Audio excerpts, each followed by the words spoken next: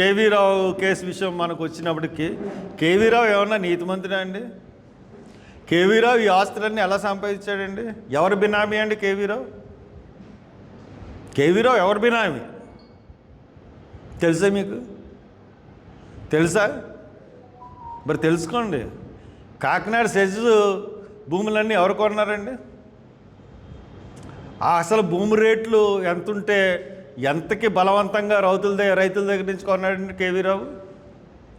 బలవంతంగా రాజశేఖర రెడ్డి టైంలో కాకినాడ సెజ్ని ఎక్వైర్ చేసినప్పుడు కేవీ రావు పేరు మీద ప్రభుత్వంలోని పెద్దలే కొన్నారు. అమ్మనన్న వాళ్ళని బలవంతంగా స్టాంపులు చేసి సినిమా టైప్లో తీసుకుని వాళ్ళ భూముల్ని దాని తర్వాత కాకినాడ సెజ్జని తీసుకొచ్చి కాకినాడ సెజ్జని ఆకారం ఎవ్వరు ఏమి సరిగ్గా దానికి లెక్కాపత్రాలు లేకుండా చేశారు. ఆ డబ్బుతో కాకినాడ సీపోర్ట్లో అతను పెట్టాడు. అతను అక్రమంగా సంపాదించిన డబ్బే. అతను సంపాదించిన డబ్బుకి లెక్కాపత్రాలు ఉన్నాయా? కేవీ రావు సంపాదించిన డబ్బుకి ఈరోజు ఎంక్వైరీ అయితే అసలు కేవీ రావు సంపాదించి ఏ రకంగా ఆ సీపోర్ట్లో ఇతను పెట్టుబడులు వచ్చినాయి, ఆ డబ్బు ఎక్కడి నుంచి ఉన్నది కూడా ఎవరు అతని వెనకాల బినామీ? రాజశేఖర రెడ్డి ఆత్మ అతని వెనకాల బినామీ. కాబట్టి ఇవన్నీ కూడా ఈ పెద్దోళ్ళు అనుకున్న వాళ్ళందరూ కూడా ఈ చేసి పనులండి ఇవన్నీ. కేవీ రావు వెనకాల ఎవడున్నాడు? ఎవడు కొనిపించాడు? ప్రభుత్వం ఎంత పెద్ద స్థాయిలో లేకపోతే ప్రభుత్వం ఎన్ని వేల ఎకరాలండి కాకినాడ సెజ్లో వీళ్ళు సీజ్ చేసిన భూములు ఇష్టాస్థానం కొనేసి పేద రైతులు పట్టుకొట్టారు.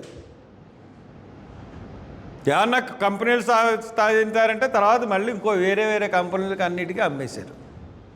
జిఎంఆర్ కొంత అమ్మేశారు, అలాగే రకరకాలుగా అమ్మేశారు. కాబట్టి ఇవన్నీ కూడా మనం కేవీ రావు ఏమన్నా నీతిమంతుడు, అయ్యి బాబోయ్ చాలా గొప్పోడు అని అనుకోవచ్చు. సీపోర్ట్స్లో అతను పెట్టుబడికి లెక్కలు చెప్పమనండి ఫస్ట్.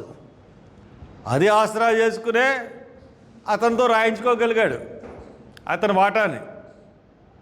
అన్నీ బయటకు వస్తాయని అందుకనే కిక్కరు అనకుండా అతను సంతకాలు పెట్టేసి బయటకు వచ్చేసాడు. ఇప్పుడు గవర్నమెంట్ మారింది కాబట్టి ఇప్పుడు మాట్లాడుతూ ఉన్నాడు. అయినా కానీ గవర్నమెంట్ ఇప్పటికైనా సరే ఆ భూములకు అరబిందోకి ఎలాగ వెళ్ళినాయి ఈ భూములు, కేవీ రావు దగ్గర నుంచి ఎలా తీసుకున్నారు, కేవీ రావుకి ఎలాగొచ్చినాయి ఈ డబ్బు, ఇవన్నిటి మీద ఎంక్వైరీ చేయమనండి. అప్పుడు దోషులందరూ బయటకు వస్తారు.